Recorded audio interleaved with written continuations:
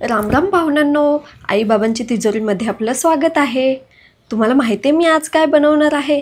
तुम्हाला माझ्या टायटलवरून समजलंच असेल मी काय आज बनवणार आहे। तर आज मी बनवणार आहे पावट्याची भाजी। आणि पावट्याची भाजी आमच्याकडे तर एवढी आवडते सगळ्यांना, बाप रे बाप। नुसती सकाळी भाजी, संध्याकाळी पावटा, रात्री पावटा, दुपारी पावटाच, फक्त पावटा आणि पावटाच। आणि आज ती भाजी मी तुमच्यासोबत शेअर करणार आहे। रेसिपी अगदी सोपी आहे, शेवटपर्यंत बघत राहा आणि आवडल्यास चॅनलला लाईक, शेअर आणि सबस्क्राईब करायला विसरू नका। आमची आजी पावट्याच्या शेंगा, घेवड्याच्या शेंगा ह्याचे वेल खूप लावायची आणि त्याला कसं असं मांडव करायला लागतो आणि मग तो वेल वरती चढत जातो आणि त्या शेंगा लागल्या त्या तयार झाल्यानंतर आम्हाला ती काढायची उत्सुकता आणि आम्ही मस्त स्टूल वगैरे घ्यायचो, त्याच्यावर चढून मस्त एक एक शेंगा तोडून काढायचो आणि त्या गोळा करून मस्त घरी घेऊन जायचो आणि ते सोलून आजी त्याला फक्त एक बॉईल करून मीठ मसाला टाकून आम्हाला खायला द्यायची। तसं नुसतंच पण खूप छान लागतं आणि त्याची भाजी तर खूप अप्रतिम लागते आणि ती तुम्हाला डब्यासाठी, लंच बॉक्ससाठी, एक 15-20 मिनिटाच्या भुकेसाठी तुम्हाला ती भाजी खूप आवडेल। आणि अगदी वेळ न घालवता आपण रेसिपीला सुरुवात करूया। चला की बघूया तिजोरी उघडून। मी इथे पावशर पावट्याच्या शेंगा घेतलेल्या आहेत आणि ह्या शेंगा मी आता सोलून घेणार आहे। ह्या सोलून झाल्यानंतर असे त्यातून दाणे निघतात आणि यामध्ये काही किडके दाणे वगैरे असतील तर ते काढून टाकायचेत। आता हे दाणे जे आहेत हे स्वच्छ धुवून घ्यायचे आहेत 2-3 वेळा। 2-3 वेळा धुवून झाल्यानंतर पुन्हा एकदा यामध्ये पाणी टाकायचं आहे। एक 2 वाट्या वगैरे पाणी टाकायचं आहे, म्हणजे थोडंसं वरपर्यंत पाणी येईल असं टाकायचं आहे। आणि 1 चमचा तेल टाकलेलं आहे आणि थोडंसं चवीपुरतं मीठ टाकलं आहे। आता काय होईल, चवीपुरतं मीठ आणि तेलामुळे काय होईल, याचा रंग पण आहे ना आहे तसा राहील आणि मीठ आहे ना आतमध्येपर्यंत दाण्यांना लागेल। आणि एक उकळी काढणार आहे आपण याला 5 ते 7 मिनिटासाठी।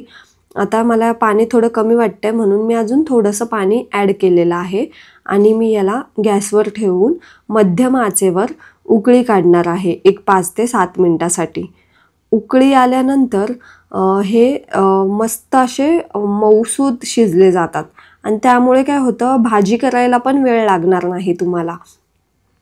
आता ही भाजी डब्यात न्यायला खूप छान आहे कारण ही झटपट होणारी आहे आणि याला जास्त काही वेळ लागत नाही, वेळ पण वाया जात नाही। आता ही उकळी आलेली आहे, उकळी आल्यानंतर गॅस बंद करूया। गॅस मी बंद केल्यानंतर आता मी ही सगळी तयारी करून घेतली उकळी येईपर्यंत। कांदा बारीक चिरला, कोथिंबीर बारीक चिरली आणि 7 ते 8 लसूण पाकळ्या ठेचल्या आणि 2 मिरच्या घेतल्या आहेत।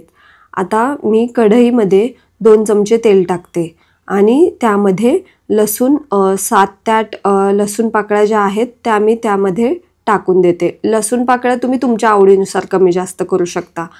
आता हे लसूण थोडा गुलाबी रंगाचा होईपर्यंत याला परतायचा आहे तेलामध्ये।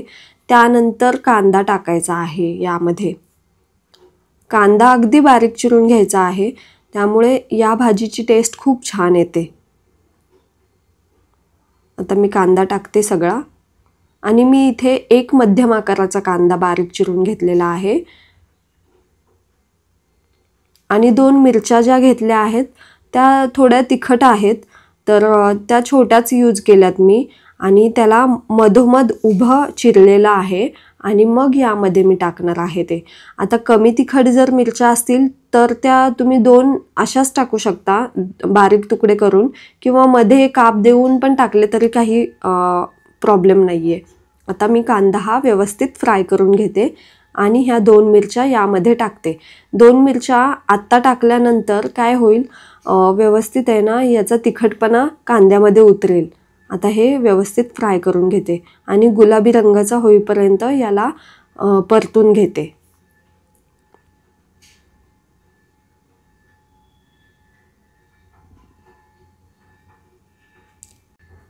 आता कांद्याला पण मस्त तेल सुटलेलं आहे आणि गुलाबी रंगाचा झालेला आहे। आता मी 1 चमचा मालवणी मसाला टाकत आहे तुम्ही तुमच्या आवडीनुसार कोणतंही तिखट टाकू शकता. आणि 1 चमचा धने पावडर टाकले, 1 चमचा जिरे पावडर टाकले. आणि आता हे आहे गोडा मसाला 1 चमचा. आणि हे व्यवस्थित मिसळून घ्यायचं आहे. आणि याचा कच्चेपणा जाईपर्यंत याला परतायचं आहे एक अर्धा मिनिटभर. आणि चवीपुरतं मीठ टाकले. आता मीठ मी उकळी काढताना पण टाकलं होतं, त्यामुळे इथे मीठ टाकताना जरा बेतानीच टाकायचं आहे. आणि आता हे मिक्स करून घेते. मिक्स करून झाल्यानंतर यामध्ये मी पावट्याच्या शेंगा ज्या सोलून घेतलेल्या आहेत ते दाणे मी टाकत आहे यामध्ये. यातलं पाणी काढून टाकायचं आहे.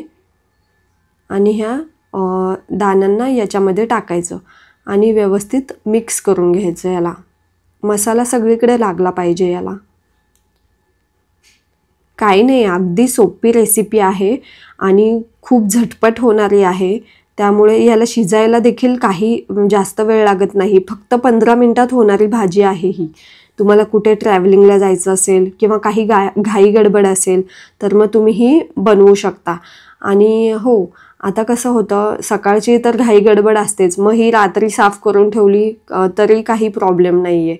आता हे व्यवस्थित मिक्स झालेलं आहे.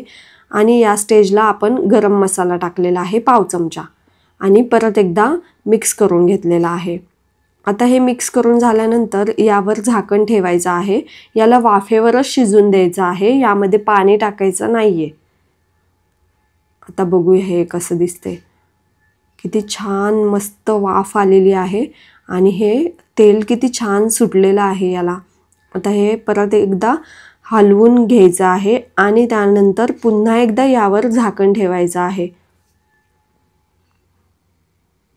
1-2 मिनिटं झाकण ठेवल्यानंतर याची वाफ आल्यानंतर आता यामध्ये बारीक चिरलेली कोथिंबीर टाकून याला सजवूया.